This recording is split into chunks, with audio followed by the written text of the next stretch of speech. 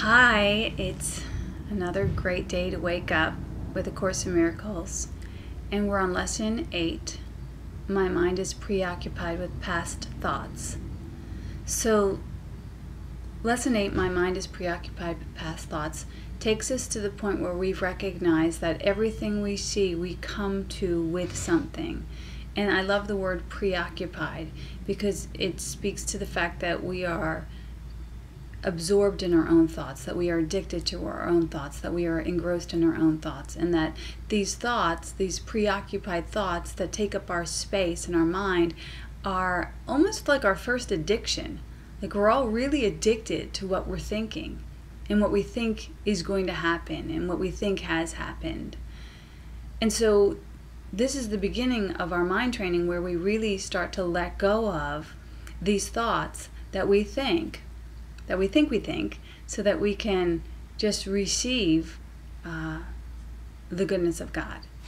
And until we come to this moment knowing that this is the day the Lord has made, I always say that, but that's the truth, for us to just be in joy with, until we come with this beginner mind to this moment, we're coming with all of our preconceived ideas, all of our preconceptions, and we come preoccupied. And so if something is occupying the space of my mind, God can't be there. The Holy Spirit can't be there because I've already given that seat up and given that space up to my own making. So that's why this lesson is important. So here we go. The idea, of course, is the reason why you see only the past. No one really sees anything. He sees only his thoughts projected outward. The mind's preoccupation with the past is the cause of the misconception of the time from which your seeing suffers. Your mind cannot grasp the present, which is the only time there is. It therefore cannot understand time, and cannot, in fact, understand anything. The one wholly true thought one can hold about the past is that it's not there. So this is the one wholly true thought that we can have about the past, is that it's not there. Any other thought we have about the past is subject to our opinions. So the only wholly true thought one can hold about the past is that it's not there. To think about it at all is therefore to think about illusions. Very few have realized what is actually entailed in picturing the past or in anticipating the future. The mind is actually blank when it does this because it's not really thinking about anything. And why is that true? Because we have this blank slate on which only the mind creates. And so we have this blank slate that's ready to create, but instead of allowing it to create with the only thing that can create, which is God, we occupy that space with the thoughts of our making, which actually stops the function of the mind from being creative. Trippy, I know. Trippy yet true. I could get a t-shirt that says that. The purpose of the exercise for today is to begin to train your mind to recognize when it's not really thinking at all.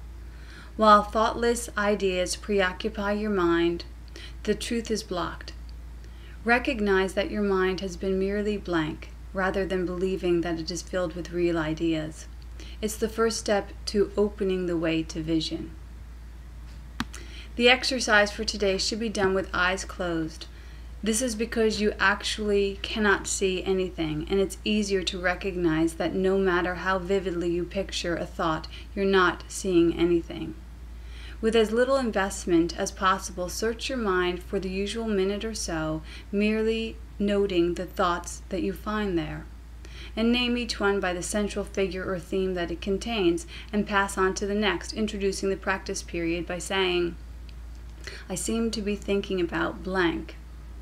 Then name each of your thoughts specifically. For example, I seem to be thinking about my meeting today.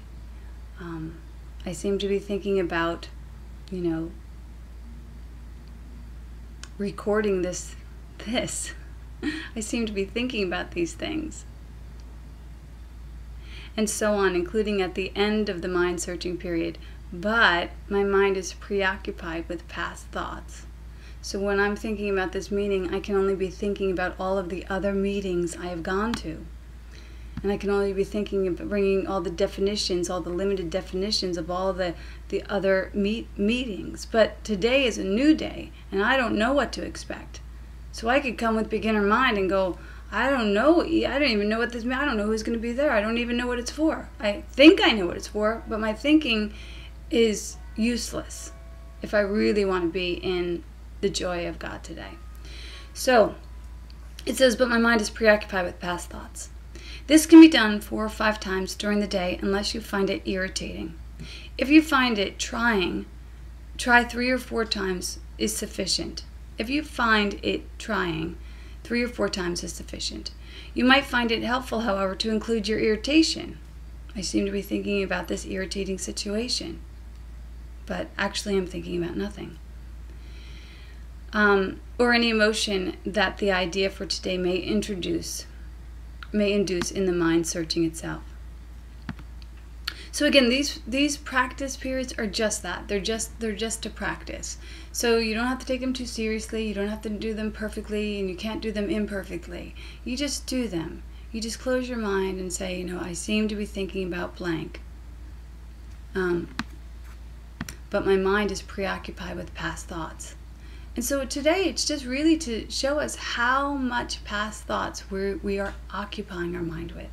That's all this exercise is for. It's just to show us how much time and energy and space we give to nothing. We give to nothing.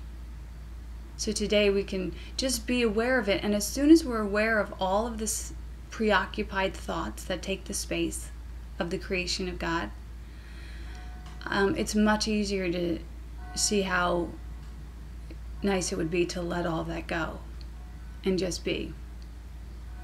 Oh, my husband's in the background working away. Hey, Will, you're in my recording today. Do you want to say hi like the little guy in the Wizard of Oz? Well, it's not that unusual when everything is beautiful. It's he's just preoccupied another with past thoughts. ordinary Have a great day. miracle.